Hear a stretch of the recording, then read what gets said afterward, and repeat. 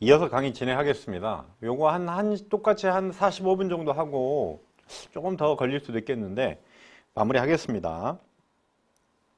아니면 제가 하는 거 보고 아마 제가 보기에는 한 번 더 이번 하고 끝내는 게 맞을 것 같습니다. 자, 이제 질문 사항은 제가 오면 그때그때 말씀을 드리겠습니다. 첫 번째는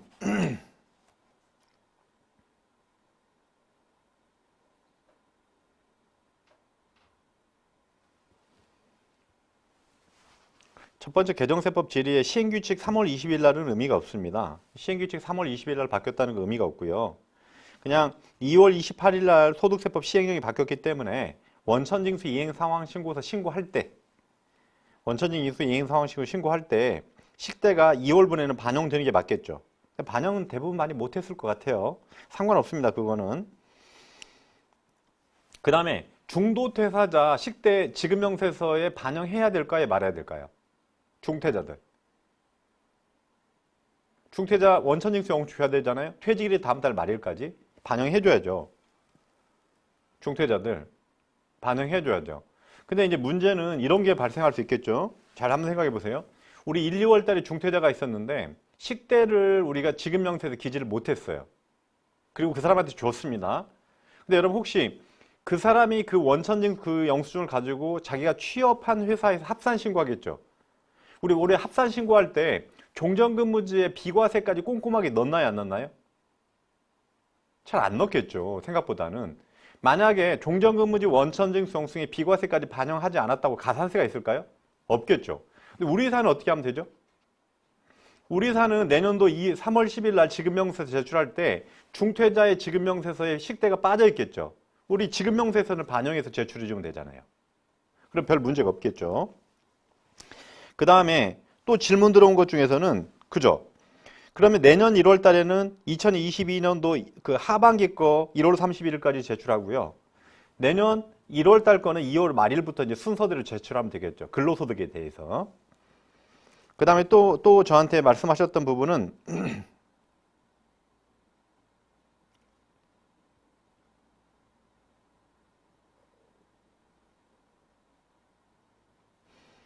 그 다음에 기타 소득과 근로소득 간이지급명세서 제출 시작은 2024년도 1월인데 귀속 아닙니다. 기타 소득은 일시우발성이 강하기 때문에 돈 주는 시점이 귀속이고 지급입니다. 근로소득은 귀속이 맞고요. 근로소득도 아마 간이지급명세서는 아마 지급으로 해석해야 하는 게 맞을 거예요. 지급으로는. 현재도 지급이니까.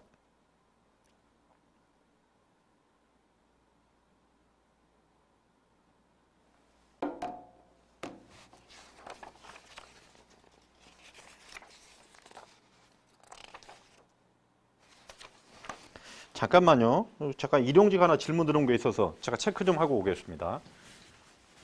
지금 질문 들어온 내용은 뭐냐면 이게 약간 색달라서 제가 한번 규정을 찾아봤는데 지금 그 일용직 지급명세서에 비과세소득 합계란이 있어요. 여기에 이제 식대가 들어가야 되느냐는 문제가 걸리는 거죠. 근데 이제 제가 보니까 작성 방법에는 그 비과세 일용직 같은 경우에는 생산직 근로자 OT 수당 등 적는다고 했는데 식대가 들어가면서 이거 적어야 될 것 같습니다. 그러니까 일용근로소득 지급명세서에 13번 비과세 소득 합계에 식대도 들어가야 되는 게 맞을 것 같습니다. 일용직 얘기예요. 일용직.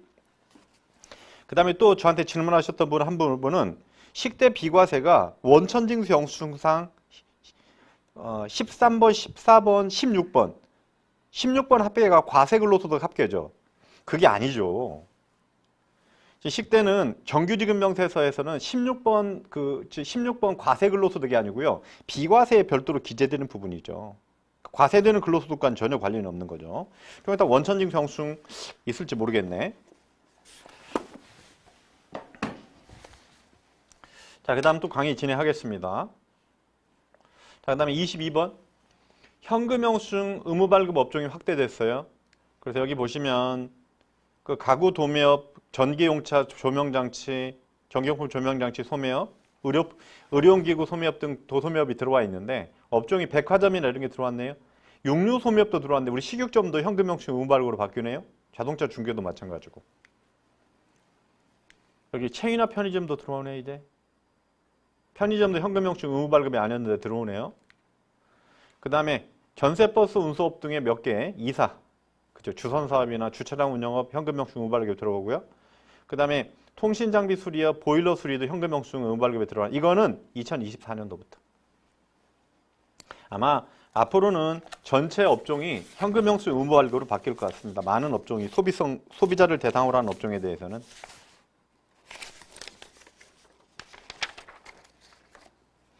자, 그 다음에 요거는 우리 아는 금융투자소득 시행 자체가 2년 유예됐죠. 23년도였는데 25년도로 유예됐으니까. 자, 그 다음에 이거 원천징수와 관련된 부분이에요. 원천징수. 우리 소득세 최고세율이 45%로 바뀐 지 몇 년 됐죠.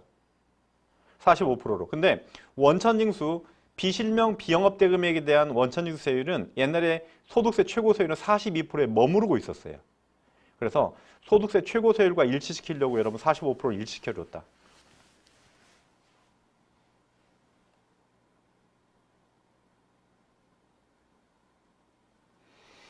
자, 또 이것도 의미가 있어요. 일용근로소득 그 근로내용 확인서를 근로복지공단에 제출한 사람은 일용근로소득 지급명세 제출하지 않아도 됩니다. 자, 들어보세요. 일용직에 대한 근로내용 확인서는 다음 달 15일. 일용직 지급명세 다음 달 말일. 그러니까 먼저 제출하면 안 해도 되는데 제가 보기에는 국세청 입장에 맞춰주는 게 좋습니다. 둘 다 하는 게 맞아요. 약간 일용직의 범위가 다르기 때문에. 자, 그 다음에 25번. 국내 상장 주식 양도소득세 대주주 과세 기준이 합리화됐는데 현재 그 대주주의 여러분 기준이에요. 코스피, 코스닥, 코넥스의 대주주 기준이에요. 근데 이제 올해 범위가 된 게 아까 특수관계자의 범위가 약간 바뀌었지 않습니까? 그게 이제 적용이 되는 거죠. 이것도 아까 국세기본법에서 들어온 거 부분이고요. 그 다음에 대주주 판단할 때 친족을 합산하거든요. 이때는 대주주의 여러분 최대주주만. 그죠? 최대주주가 아닌 경우에는 본인 주식만 계산하고 최대주주는 이런 친족까지 합산해서 계산한다는 거죠. 자, 23년도 1월 1일 양도분부터. 그 다음에 증권거래세가 인하됐어요. 22년도, 23년도, 인하 시기가 여러분 조정됐어요. 그래서 원래 코스피나 코스닥에 여러분 증권거래세가 많이 줄어들 거였는데 너무 급격하게 줄어드는 게 아마 세수에 영향이 있나 보죠? 약간 완충을 하겠다는 거죠. 저는 이거보다는 얘 한번 보세요. 얘. 제가 일부러 또 넣어놨는데. 이게 뭐냐면 비상장 장외거래에 대해서 증권거래세예요. 그래서 21년도 이후에 21년도 20일 0.43이었는데 0.3으로 올해 바뀌었습니다. 비상장 주식의 증권거래세는 달라요. 그 다음에 코스피 코스닥이라고 장외거래는 증권거래세 0.35%입니다. 높죠. 0.35 비상장 주식. 오히려 비상장 주식 거래하는 경우도 많으니까. 그 다음에 조세 특례 분야인데 올해랑 연결되는 부분도 꽤 많습니다.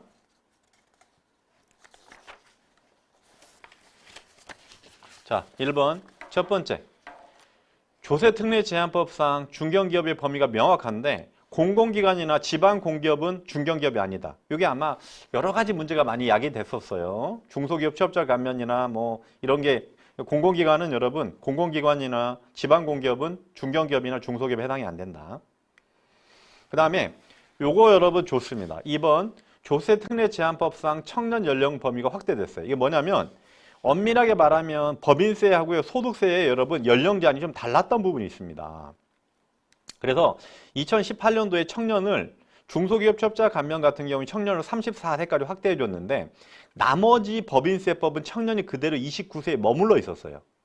그래서 여러분 굉장히 이견이 많았습니다. 이견이 아니고 업무 처리에 혼선이 좀 많았어요. 그래서 청년에 대한 범위를 34세로 통일해 준 거예요. 모르겠습니다. 지금도 몇 개 남아있을지는 모르겠는데 아마 통일의 의미가 있을 거예요. 그래서 현재까지 청년 범위가 창업중소기업 감면과 중소기업 취업자 감면에 대해서는 청년이 34세였는데 일반적인 청년 감면 범위를 전부 다 34세로 확대했다. 의미 있습니다. 이거는. 아마 올해 법인세나 소득세 계산할 때 내년도에 2023년도 기속분에 대해서 세부담 차이가 많이 날 겁니다. 그 다음에 3번 스탁옵션 세제 지원 강화인데 이거 벤처기업 얘기예요.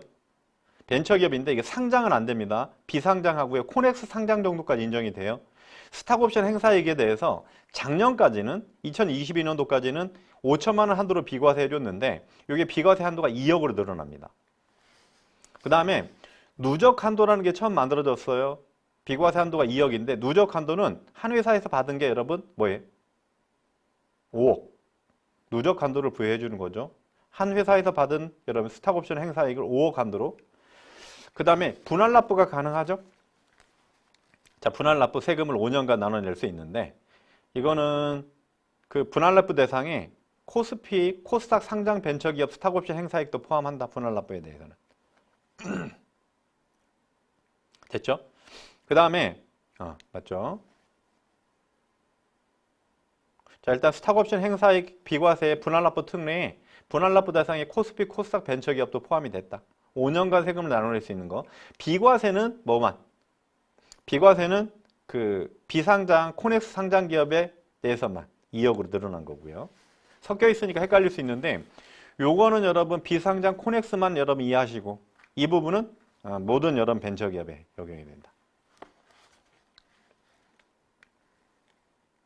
자, 그 다음에 4번 해외 우수 인력 국내 유입 인센티브 강화인데 요건 여러분 제가 봤을 때 상상위로 바뀌었어요. 자, 한번 들어보세요. 처음에 제가 상상하지 못했던 부분이 있습니다. 이 부분은. 자, 뭐냐면 외국인 기술자 세액 감면이에요. 외국인 기술자 세액 감면은 외국인 기술자가 국내에 들어오는데 외국 연구기관에서 5년 이상 근무를 하고 국내에 들어오면 세금을 5년간 50% 깎아주는 제도인데 이 5년을 여러분 10년으로 확대해 줬습니다. 됐죠? 외국인 기술자 가면은 5년 50%에서 10년 10년 50%로 바뀌었어요. 이게 핵심이고요. 여러분 작년 세법 한번 보세요. 과거 2019년도부터 시작된 19년이 맞나요? 20년. 일본과 무역 분쟁 때문에 우리 소재, 부품, 장비 산업 관련 외국인 기술자는 5년간 세금을 50% 깎아주는데 최초 3년에 대해서는 70% 해주는 거죠. 이해하시나요? 다시. 여기부터 보겠습니다. 외국인 기술자 가면은 조특법 규정이에요. 일몰이 있습니다. 이게 연장됐어요. 일몰이 23년도까지 올해까지는 문제가 없고요. 소부장과 관련된 거는 그럼 잘 보세요. 요게 문제가 되죠. 얘 5년간 자 보세요. 얘가 10년으로 바뀌었으니까 얘도 10년으로 바뀔 것 같은데 얘는 안 바뀌었습니다. 그래서 아마 윤석열 대통령이 일본과 관계 때문에 요걸 안 했을 수도 있을 것 같더라고요. 어느 순간에 제가 오늘 생각해 보니까 적용기한이 22년으로 끝났죠. 진짜 끝났어요. 그러니까 소부장과 관련된 외국인 기술자가 들어왔을 때 외국인 기술자 가면은 없다. 됐나요? 자, 요거는 여러분 그러니까 올해는 해당 사항이 하나도 없는 거죠. 됐죠? 자, 다시 외국인 기술자 세액 감면이 5년간 50%에서 10년간 50%로 바뀌었다. 끝. 소부장은 더 이상 감면 없다. 됐죠? 그 다음에 외국인 근로자 단일세일 분리과세인데 제가 작년 연말영상 강의할 때 많이 설명드렸던 내용 부분이에요. 원래 적용기간이 5년이었는데 20년으로. 근데 여기 보세요. 특례를 2023년도 이후 발생하는 소득분부터 적용인데 이게 의미가 있죠. 23년도 현재 특례를 적용받고 있거나 무슨 말이에요? 지금 5년이 지나지 않은 사람은 5년을 20년으로 확대해 주는 거고요. 자, 과거에 5년이 지난 사람은요. 올해는 작년까지는 못 받았죠? 이 사람도 받을 수 있게 해주겠다는 거죠.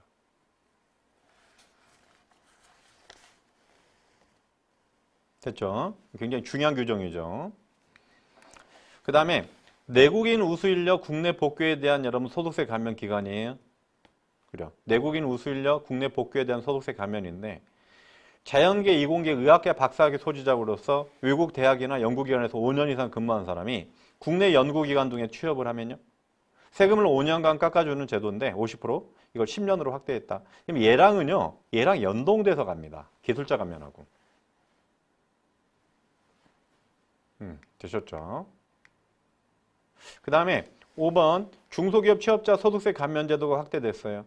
중소기업 취업자 감면이 나머지는 그 청년은 90%, 그다음에 청년 외자는 70%인데 자, 감면 한도가 150이었죠? 근데 여러분 200만 원으로. 얘도 조특법이죠? 적용기한이 있었지. 이건 여러분 그대로고. 그다음에 감면 한도만 200만 원으로 확대됐다. 그다음에 월세 세액공제 부분인데 이거 아마 약간 여러분 믹싱돼 있어요. 자, 먼저 우리가 여러분 작년 개정세법 22년도 말에 개정되면서 소급 적용된 부분이 있죠. 월세 세액공제율이 올라갔죠. 원래 12%, 10%, 12%인데 15%, 17%로 올라갔죠. 요거는 작년에 소급 적용된 부분이고. 맞죠? 공제율 상향은 23년도 1월 1일 이후 신고하거나 연말정산하는 분부터예요. 그러니까 이거는 작년에 소급 적용됐고요. 근데 문제는 월세 세액공제 대상 주택이 국민주택 규모 주택이거나 기준시가 3억이었죠. 이 기준시가 3억을 4억으로 올려서 집값이 많이 올라가니까 4억으로 올라갔는데 얘는 올해 거예요. 그러니까 이거는 진짜 23년도 연말정산에 적용이 되는 거죠. 기준시가 4억 요건은.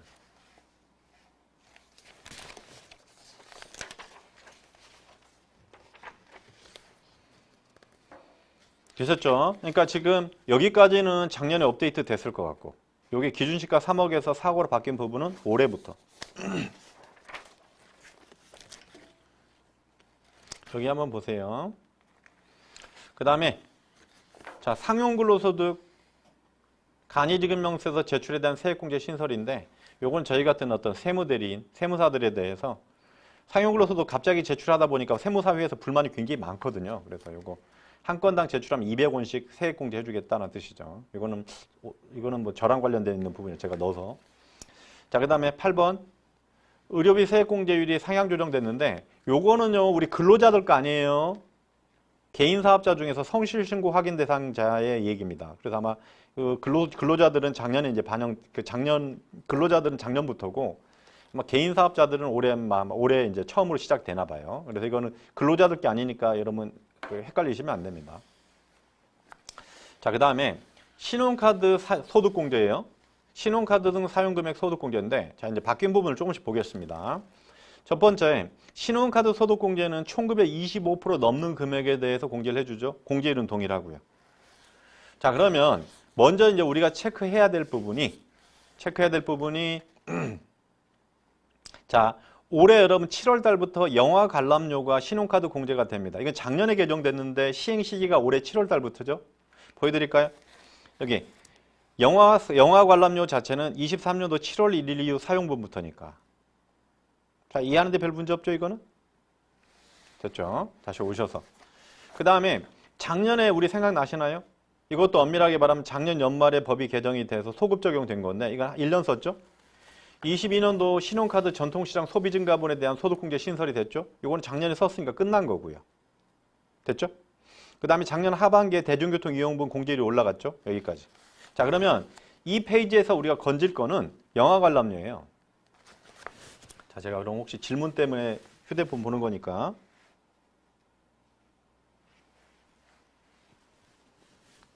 영화 관람료가 올해 7월 달부터 신용카드 공제가 된다. 도서공연비에 묶여서. 됐죠? 자, 그 다음에 여기를 여러분 이제 이건 올해 거예요. 정말 올해 겁니다. 자, 먼저 볼게.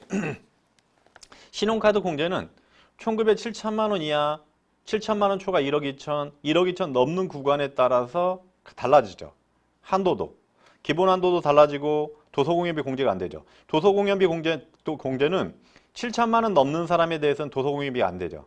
그 다음에 제가 강의할 때 많이 말했는데 총급의 여러분 신용카드 공제 한도는 둘 중에 미니멈이죠. 총급의 20%하고 300만 원인데 드디어 이게 없어졌습니다. 왜 그러냐면 총급의 20%는 신용카드 공제 한도의 기능이 아예 없었어요. 그래서 이 공제 한도 여러분 총급의 20%가 없어졌습니다. 그래서 올해부터는 그냥 300이에요. 그죠? 그 다음에 여기 보시면 7천만 원 초과 1억 2천 이하는 250, 1억 2천 넘어가면 200이죠. 요거 여러분 귀찮지 않습니까? 요걸 여러분 통합하는 거예요. 그래, 7천만 원 초과는 그냥 250으로. 됐죠? 자, 그러면 다시 한번 설명을 해보면 올해 신용카드 공제에서 바뀌는 부분은 여기 영화 관람료 하나. 영화 관람료.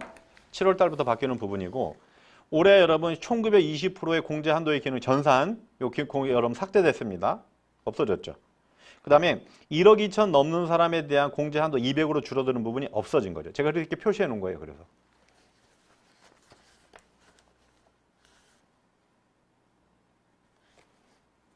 근데 제가 말하는 게 솔직히 말해서 올해 또 소비 증가분 없을 만한 보장이 없잖아요. 22년도에 소비 증가 끝났는데 올해 없을 가능성도 없지 않습니까? 또 있을 수도 있겠지, 소비 증가분.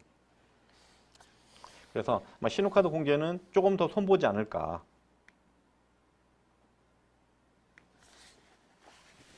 됐죠?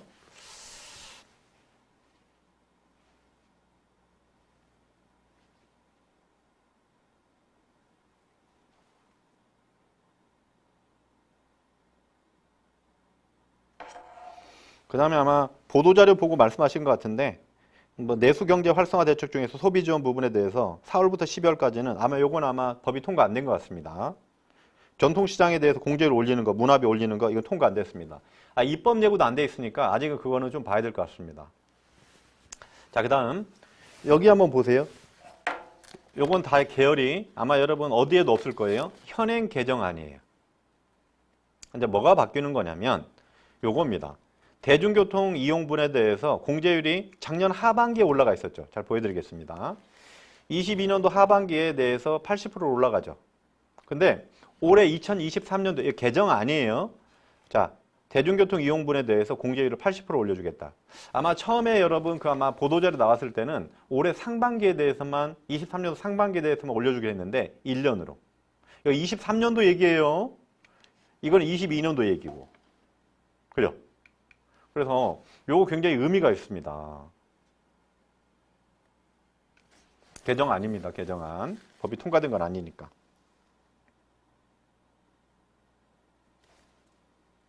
이 가능성이 굉장히 높죠. 자, 그 다음에 11번.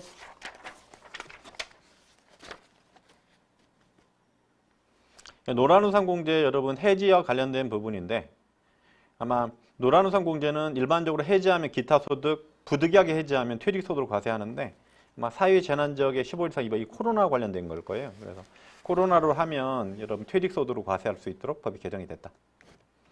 그 다음에 벤처기업 투자에 대한 양도소득세 과세 특례인데 그 엔젤 투자 소득공제 하고요.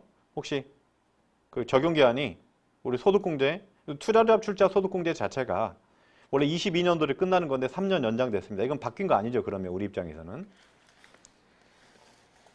자, 그 다음에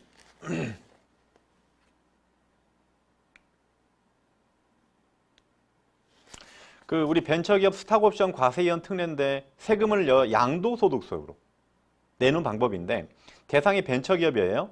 근데 우리가 여러분 엄밀하게 말하면 스탁옵션을 부여받고 스탁옵션을 행사할 때는 벤처기업 아닌 경우도 있죠. 이런 경우에도 과세이원 특례를 여러분 적용해 주겠다. 대신에 조건이 하나 들어왔죠. 요건이. 스탁옵션 행사로 취득한 주식을 전용계좌로, 주식 전용계좌로만 받아야 된다는 거죠. 그 다음에 전용계좌 요건 미충족을 하면 소급해서 과세하겠다는 거예요. 귀속으로 가서. 그 다음에 14번 주택청약 종합저축에 대한 소득공제 적용기한이 연장됐습니다. 그래서 이거는 조특법 규정이에요. 끝나는 건데 3년 연장됐다. 우리 주택청약 종합저축, 주택마련저축 소득공제 그 부분이 원래 끝나는 건데 연장됐다. 계속 당분 연장되지 않을까요? 그 다음에 금융상품 관련 과세 특례 소득 요건이 됐는데 아마 청년 우대형 주택청약 종합저축 그죠? 가입 대상이 사업소득이 빠졌네요. 그죠? 요건이. 종합소득 금액이 2,600인데 개인 사업자도 된다고 말했는데 아마 작년 강의할 때 많이 했었는데 요게 빠져버렸네 이제. 그죠? 그 다음에 나머지는 똑같고요. 요즘 그렇네요. 넣어줬다고 왜 빼? 그러면 엄밀하게 말하면 이렇게 바뀐다는 건 근로자들밖에 안 해준다는 얘기예요. 결국 해석을 해보면. 그죠? 아니네. 사업소득자니까 나머지도 다 된다는 거네. 사업소득이 빠진 거니까. 그죠? 그러네요. 사업소득만 있는 게 아니고 나머지 다 종합소득 있는 사람들 다 된다고 확대됐다고 봐야 되겠네요. 제가 표현을 잘못 봤습니다. 그 다음에 이자 배당 소득 과세 특례 적용 기한이 끝났어요. 농어가 마련주택 비과세 종합저축 이런 부분이 끝나는 건데 3년 연장됐다. 그 다음에 청년 희망저축 이자소득 비과세 적용기간이 연장돼 종료됐는데 얘는 끝났네요 아예. 근데요 왜 끝냈냐면 청년 희망저축이 없어지면서 새로운 상품이 나왔죠. 청년 도약계좌 과세 특례가 신설이 됐습니다. 요건 보시고. 이런 거는 요건에 해당이 되면 가입하는 거 여러분 적극 추천입니다. 이런 거는 이때 아니면 가입 못하는 거니까. 그래서 청년 희망적금이 없어지면서 청년 도약계좌 과세 특례 부분이 신설이 됐다. 보겠습니다. 그 다음에 19번.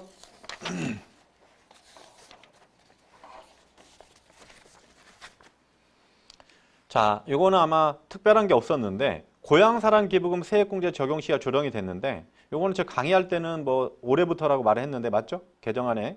그래서 25년도, 23년도였는데 원래 개정안에는 25년도부터 고향사랑 기부금 세액공제가 올해부터 적용이 된다. 저도 할 의사가 있습니다. 정치자금 기부금과 성격이 굉장히 비슷하죠.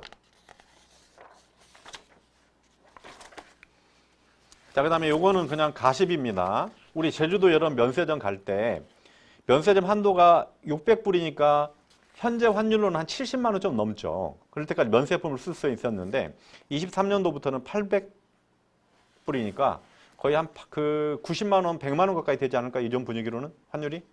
그 다음에 면세 술을 살 수 있는 한도가 여러분 뭐예요? 한 병에 400불이죠. 한 30만 원 정도까지 살 수 있었죠? 요거요. 2병까지 살 수 있어요. 좀 싼 거는. 괜찮죠? 담배는 그대로고. 자, 여기까지 하면 법인세, 국제조세 부분까지 끝났고요. 개별 소비세, 관세 이런 부분 자체는 짧게 보겠습니다.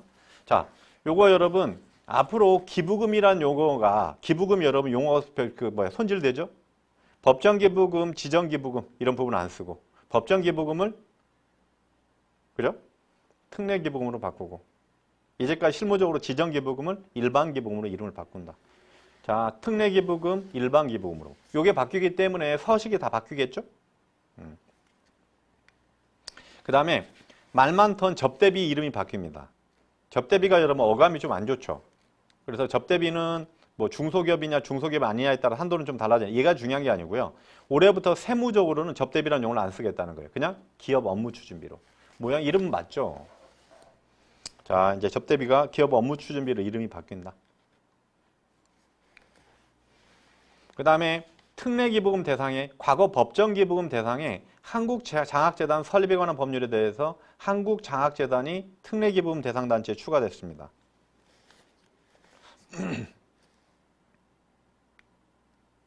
자, 그 다음에 뉴스에 많이 나오는 올해부터 법인세 유리 2억까지는 10%, 2억에서 200억까지는 20% 이런 세율인데 정확하게 1포인트씩 떨어졌습니다. 근데 여러분 이게 약간 또 문제가 있는 것 같더라고요. 부동산 임대법인은 아마 약간 그 세율 구간이 바뀐 것 같더라고요. 그러니까 부동산 임대를 전문적으로 하는 법인은 오히려 세부담이 늘어나는 것 같습니다. 제가 지금 정확하게 이해했는지 모르겠는데 일단 여기 교재상으로 법인세 율이 여러분 1포인트씩 인하됐다.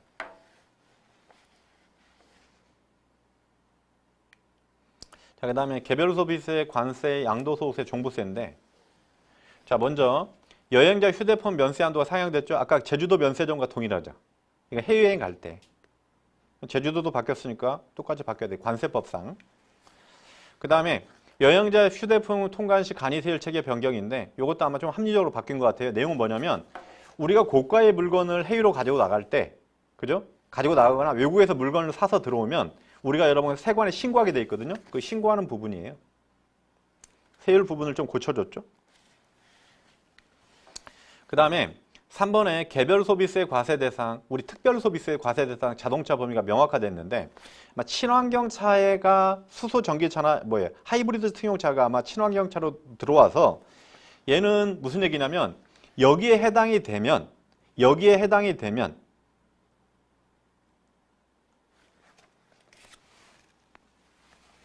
자, 개별 소비세 계획 과세 대상에 여기 하이브리드 차가 들어온다는 얘기예요. 여기에 해당이 되면 우리 운행일지 적어야 됩니다. 별로 좋은 게 아니에요. 개별 소비세 과세 대상이라는 것 자체는 좋은 의미가 아닙니다. 그래서 전기 승용차, 수소 전기 승용차, 하이브리드 승용차에 대해서도 운행일지를 적어야 된다. 하이브리드가 들어왔네요. 명확하게. 그 다음에 네 번째, 골퍼들이 약간 억울하겠죠. 자, 골퍼들. 여러분 이제까지는 개별 소비세를 골프장이 내는 경우가 있어요. 순수 회원제. 그 다음에 개별 소비세를 안 내는 게 비회원 회원제나 군 골프장은 개별 소비세 면제됐어요. 그래서 여러분 혹시 골프 치시는 분들은 일부 순수 회원제로 안 가려고 해서 회원제하고 퍼블릭을 막 섞고 그랬죠. 그러니까 회원이 아닌 사람도 그 골프장을 이용할 수 있도록. 그런 거예요, 여러분. 그렇죠. 근데 올해 법이 바뀌어서 완전 퍼블릭 골프장만 개별 소비세를 안 내고요. 일반 비회원제, 퍼블릭과 회원제가 섞여 있는 경우에는 올해부터 여러분 개별 소비세를 내야 됩니다. 12,000원이에요. 그린피가 올라갈 가능성이 있어요. 언제부터? 23년도 7월 1일 입장분부터. 올해 7월 달부터는 요즘에 완전 회원제는 많지 않죠. 대부분 요거잖아요. 아마 개별 소비세를 아마 전가할 가능성이 있기 때문에 그린피가 좀 올라갈 수도 있겠죠. 그 다음에 5번 다자녀 가구 자동차 개별 소비세 면제 신설인데 올해 아마 개별 소비세 면제 대상에 다가구 자녀 구입 차량인데 대상은 18세 미만 자녀 3명 이상을 양육한 3명 맞네요. 한도로 300만 원 돈에서 개별세 면제해준다. 개별 소비세. 그 다음에 다자녀 가구 자동차의 개별세 면제 신설인데 혹시 이렇게 차를 사고요. 돌아가시면 뭐 가장이나 이런 분이 돌아가시면 요거 여러분 이런 경우에도 추징하지 않는다. 이런 얘기죠. 그 다음에 6번인데 얘는 여러분 연말정산과 관련된 부분이 아니고요. 실질적으로 실무적으로 굉장히 중요합니다. 왜냐면 재산 많으신 분들 자 한번 들어보세요. 자, 이 내용은 어떤 거냐면 자 아버지가 나한테 부동산을 증여를 해요. 잘 머릿속에 그려보세요. 증여를 하고요. 내가 부동산을 양도를 합니다. 이런 구조예요. 근데 이제까지는 이런 거 굉장히 도움이 많이 되죠. 아버지가 나한테 부동산을 증여를 하고 증여받아서 가격이 좀 올라가겠죠. 그 금액으로 양도를 하면 양도소득세도 줄일 수 있고요. 증여세 면제에 해당이 되는 부분 자체는 증여세 안 내는 부분도 있을 거 아니에요. 직계존비속가는 5천만 원까지 증여공제가 가능하니까. 그래서 혹시 현재 법에는 아버지가 나한테 증여를 하고 그 증여받은 부동산을 내가 5년 내 양도를 하면 그러니까 아버지가 나한테 증여를 하고 내가 이 부동산을 남한테 5년 이내 양도를 하면 아버지가 직접 양도한 거하고요. 아버지가 증여 후 내가 양도한 금액 합계를 비교해서 큰 금액으로 가게 돼 있어요. 이거 양도소득세 2월과세라고 합니다. 근데요. 이 기간을 자 아버지가 나한테 증여를 하고 몇 년 내 양도를 하면 이 양도 기간이 증여 후 5년이었어요. 그죠? 5년이었는데 죄송합니다. 5년이었는데 이게요 10년으로 확대됩니다. 그래서 이런 얘기죠. 아버지가 내가 나한테 증여를 하고 내가 10년 증여받은 날로부터 10년 이내 양도를 하면 아버지가 직접 양도한 걸로 보는 거하고 증여받아서 양도한 걸로 보는 거하고 둘 중에 큰 거로 세금이 되는 거니까 굉장히 이제 불리해지죠. 그래서 이 10년으로 확대된 부분을 자산가들은 많이 알더라고요. 근데 이건 아닙니다. 작년까지 증여를 받은 거는 그대로 5년이에요. 그래요. 그래서 여러분 잘 한번 보시고 그러니까 증여 후 2월 과세인데 아버지가 나한테 증여를 하고 양도를 하면 증여받은 날로부터 10년 이내 양도를 하면 아버지가 직접 양도한 걸로 본다. 올해부터. 굉장히 중요합니다. 그 다음에 주택분 종부세 공정가액 가액 비율이 조정됐어요. 언제부터? 22년도 8월 2일부터니까 작년 종부세는 적용이 안 된 거예요. 올해 종부세부터. 이제까지는 보세요. 공정가액 비율이 원래 100%로 가는 거죠. 그러니까 종부세 주택가격을 높여놨는데 19년도 85%, 90%, 95%, 100% 올라가는 거였는데 60%로 또 낮춘 거죠. 그죠? 22년도 속하는 납세 의무가 성립하는 부분부터니까 종부세 납세 의무 성립일은 6월 1일이에요. 그래서 아마 정말 올해 적용이 될 거예요. 근데 올해 종부세 부담은 상대적으로 많이 줄어들겠죠. 그 다음에 주택분 종부세 기존 금액이 상향 조정이 되는데 일반은 6억에서 9억으로 종부세 기준 금액이 기준시가입니다. 1세대 1주택 같은 경우는 11억에서 12억으로 올라가고요. 법인은 기본공제가 없습니다. 올해부터 원래 법인은 원래 없는 거고 요 금액이 여러분 상향 조정되니까 혜택은 좀 있겠네요.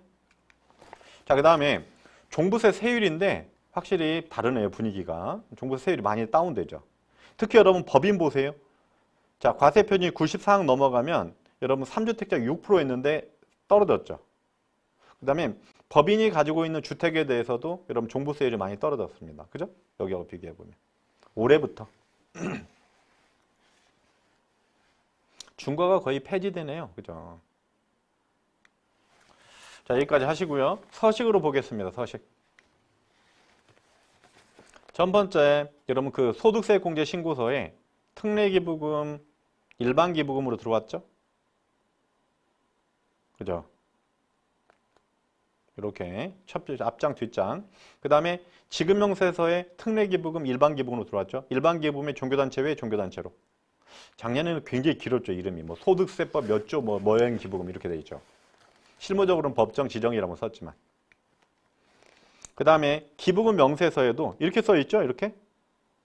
그죠? 일반기부금으로 바뀌어 있고. 확대해보면 이런 거죠. 그 다음에 사업소득 지급명세서, 연말정산용에도 특례기부금, 일반기부금으로 들어왔죠. 근로소득과 사업소득 연말정산용에도 들어오겠죠. 그 다음에 기부금 영수증에 뭐가 들어왔냐면 고향사랑 기부금이 나왔어요. 조특법 58조가 고향사랑 기부금 얘기예요. 코드가 들어왔네요, 별도로.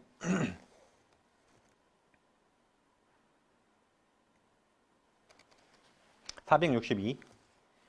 그 다음에 식대지름 그 지급명세서 제출 대상 비과세 코드에 식대가 들어왔죠. P01인데 18-40번으로 들어왔습니다. 18-40번 비과세 코드. 한도 여러분 20만 원. 지급명세서 제출 대상으로 들어왔죠. 얘가 중요하죠. 이거 하고 요 기재란 18-40번. 그 다음에 일용근로소득 부분인데 잠깐만요. 저 몇 가지 체크한 게 있어서.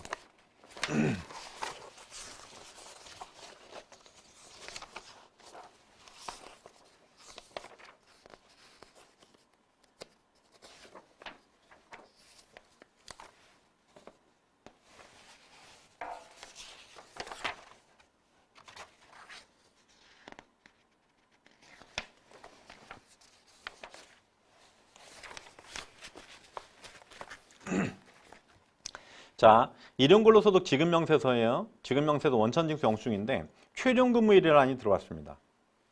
원래 일용직은 근무일 수만 있었는데 최종근무일이 들어왔다. 원천징수 영수증 3월 20일 날 바뀌었어요. 자, 그 다음에 일용지급명세서 여러분 작성 방법에 요게 들어왔어요. 뭐냐면 일반 근로자나 상용 근로자나 개인 프리랜서냐 구분하기 위해서 들어왔어요. 그래서 고용종 속관계가 있으면 근로소득과 퇴직소득으로 가고 고용종 속관계가 없으면 기타소득과 사업소득, 사업소득과 기타소득으로 가는 부분인데 그걸 여러분 지금 뭐예요? 순서도에 따라서 어떻게 상용 근로자냐 개인 사업자냐 일용 근로자냐 구분하는 걸 만들어 놨어요.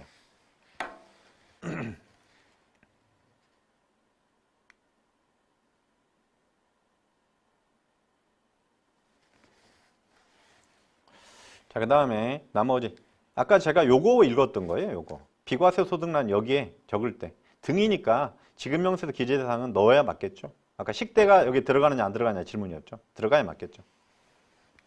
혹시 몰라서 읽어본 거고 주택자격연금계좌 납입신청서는 아마 이게 노년층 아까 60세 이상자가 뭐 추가 불입하는 건데 아마 실질적으로는 거의 일어나지 않을까. 영모기지로는. 그 다음에 1주택 확인서 우리 주택청약종합저축 주택마련저축 공제 받을 때 집이 있다 없다. 우리 요거는 앞부분과 연결되어 있네요. 의미 없습니다. 그러면. 그 다음에 간이지급명세서인데 사업소득 바뀌었죠? 그래서 귀속연도와 지급으로 구분하게 돼 있어요. 근데 여러분 제가 여기가 의미가 좀 있더라고요. 제가 말했던 게 여기 여러분 순서도예요. 요거 말했고요. 여기 한번 읽어보세요.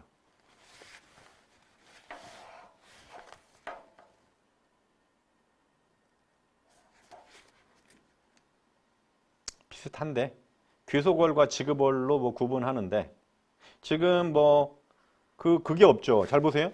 제가 지금 약간 의문이 있는 거는 작년하고 작성 방법이 약간 바뀌었어요. 뭐냐면 사업소득자 제출할 때 12월 달 일하고 1월 달에 준 거를 포함하라고 돼 있거든요. 근데 여기 연말정산 사업소득만 포함하다라고 지금 써져 있어요. 일반 3.3%는 뭐예요? 지급 기준으로 가라는 얘기인지 약간 애매한 부분이 있습니다. 이게 작년하고 약간 미묘하게 바뀌었어요. 이 부분이. 그래서 아마 포함시키는 게 논리는 맞겠죠. 2023년도 12월 달에 일을 하고 1월 달에 준 거는 포함시키는 게 논리적으로 맞는데 작성 방법엔 작년에 있었어요. 근데 올해는 연말정산 사업소득자만 지금 들어가는 상태예요. 혹시 여기 보험회사들은 명확하게 인지해야 되고,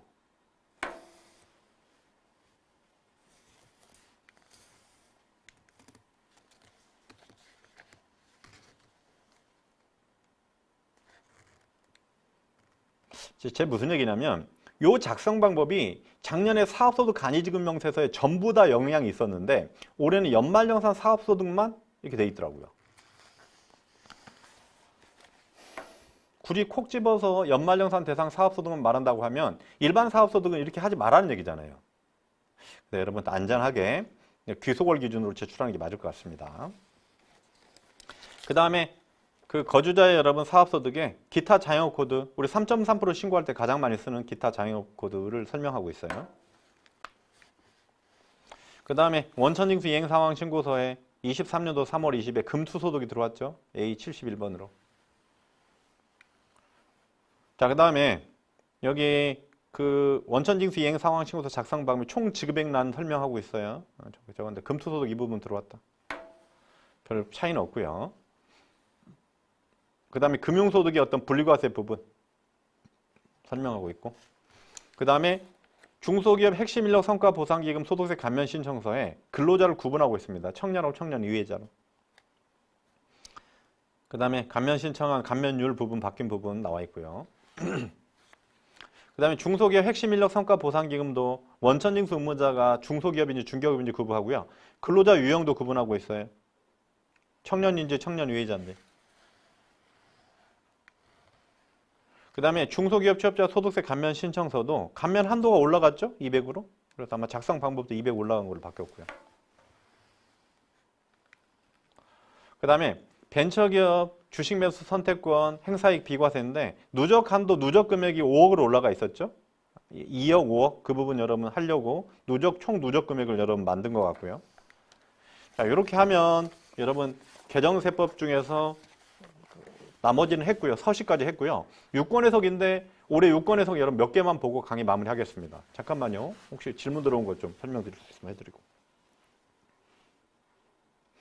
추가적으로 들어온 건 없네요.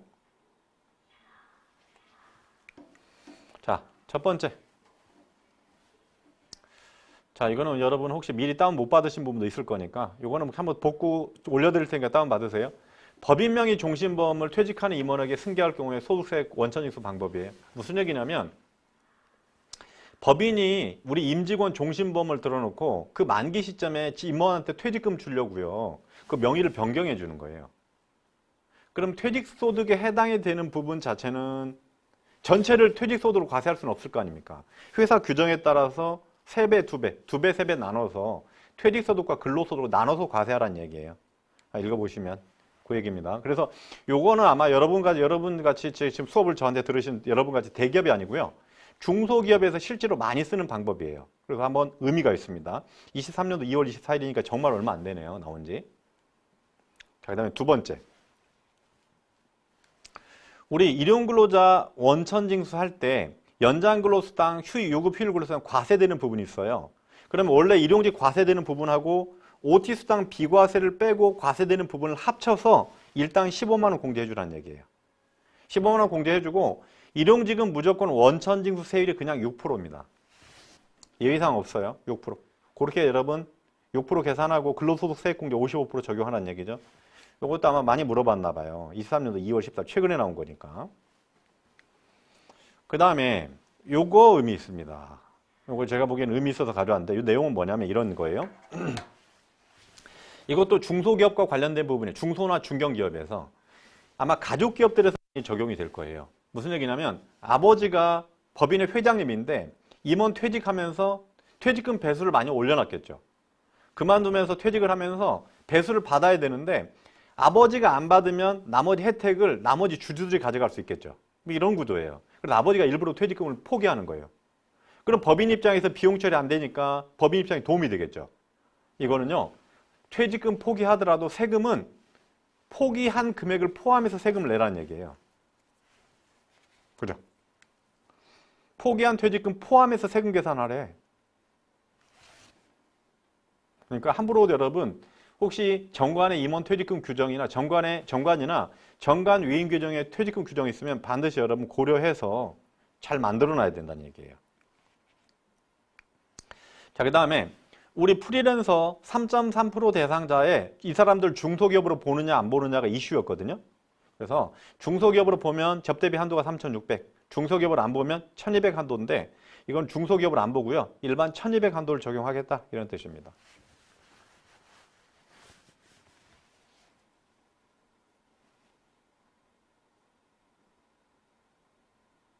고향사랑기부금은 확정된 겁니다. 확정된 거고요. 그 다음에 고향사랑이 2023년도 확정된 거고요. 그 다음에 이름으로서도 6%라고 했는데 자, 이런 말이 달라지죠. 어떤 동일한 고용주한테 3개월 이상 연속해서 고용되면 일반 근로자죠. 일반 근로자는 혹시 원천징수를 6%로 했다고 하더라도 재정산해 줘야지. 그러니까 일용 근로자가 일반 근로자라고 저희 전환이 되면 간이세액을 적용할 수는 없겠죠. 그러나 중도정산이나 연말정산에서 제대로 된 여러분 일반 소득세율을 적용해야 되겠죠. 자, 그 다음에 요거 굉장히 의미가 있습니다. 요거 제가 여러분 일부러 찾아왔는데 자, 무슨 얘기냐면 자, 한번 들어보세요. 우리 그 근로소득은 원천징수 시기 특례 규정이 적용이 됩니다. 1월부터 11월 달까지 근로소득은 12월 말일, 12월 달 근로소득은 2월 말일까지 해서요. 지급명세서를 3월 10일까지 제출할 수 있죠. 근데 우리 간이지급명세서는 어떻게 되죠? 간이지급명세서는 12월 달의 급여를 1월 말일까지 제출해야 되는데 12월 달 급여를 1월 말까지 제출해야 되는데 혹시 12월 달 급여 갑자기 12월 귀속 상여나 급여가 2월 달에 지급이 되면요.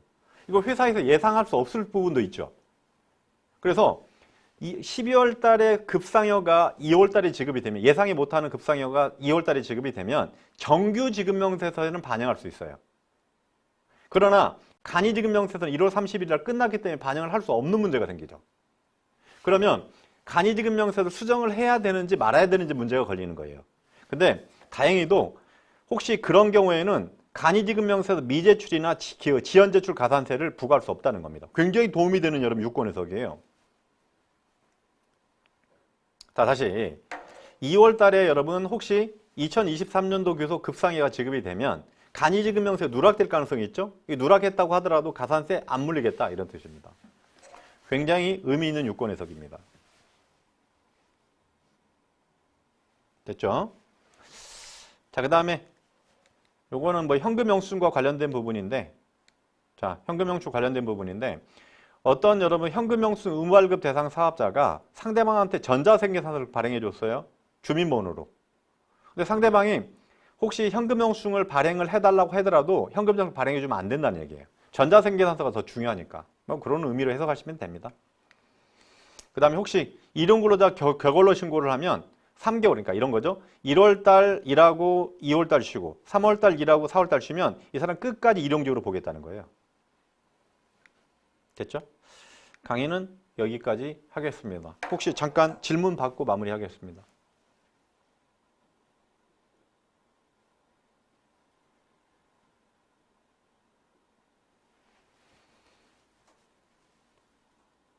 질문사항 있으시면 올려주시면 제가 아는 범위 내에서는 답변해드리고 마무리하겠습니다.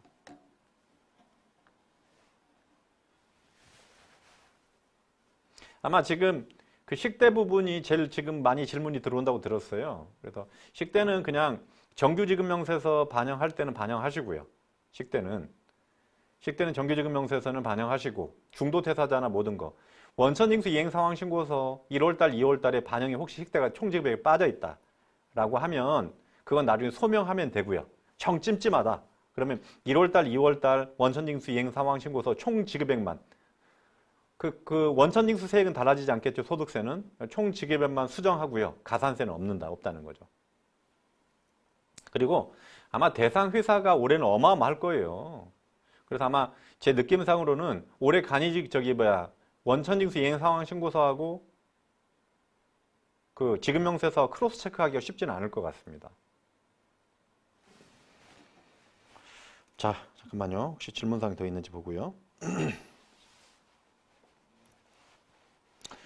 자, 원천세 불부합 발생한 경우에 가산세 없는 경우도 있나요? 많죠. 왜냐하면 대표적으로 이런 거죠. 자가운전 보조금 원천징수 이행 상황 신고서 총 지급액 반영을 하고 지급명세에서 빠지면 그럴 때 불부합 생기죠. 그럼 소명하면 가산세 없죠.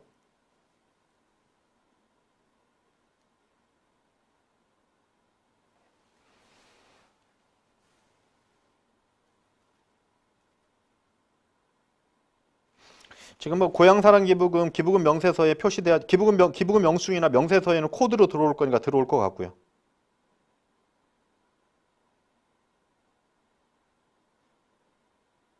자, 간이지급 명세서 내년도부터 시작되는 거는 미제출은 0.25, 지연제출은 내년도 얘기예요. 0.125. 여기서 지연제출은 한 달 내에 제출했을 때.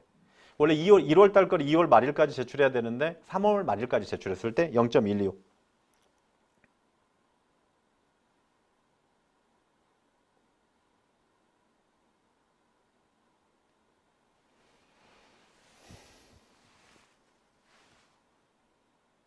아마 올해 서식은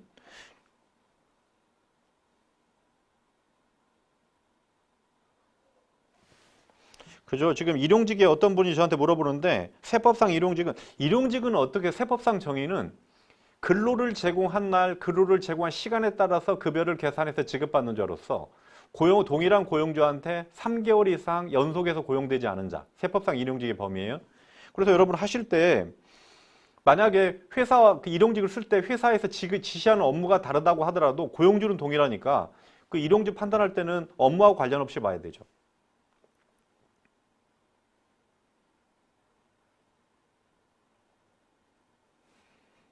그 다음에 아까 근로소득 세액공제 부분은 아직 검증할 수 있는 방법은 아직 없을 것 같습니다. 근데 근로소득 세액공제 부분 총급액 1억 2천 넘는 사람에 대해서 한도 줄어드는 부분이 있죠. 미리 반드시 여러분 설계 잘 하셔야 돼요. 과거에 전산 담당자들이 엄청 고생했던 내용입니다. 그리고 다시 말씀드리지만 과거에 전산 담당자들이 엄청 고생했던 내용이고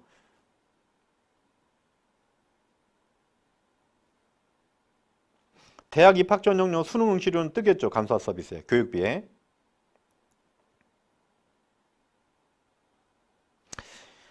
그 다음에 질문하신 것 중에서 그 휴일날 나와서 밥 사주는 거 이것까지 과세하면 너무하지 않을까요? 제 개인적인 생각이지만 말만 안 하면 모르겠죠. 그 다음에 맞아. 올해 여러분 서식은 또 바뀔 겁니다. 제가 장담합니다. 올해 근로소득 지급명세서 너무 목매지 마시고 서식은 또 개정될 수밖에 없어요. 왜? 신용카드나 여러 가지 바뀌기 때문에 아마 신용카드 소득공제 신청서 그 다음에 또 뭐야 기부금 말고요 근로소득 지급명세서 소득세 공제 신고서는 다 바뀔 것 같습니다.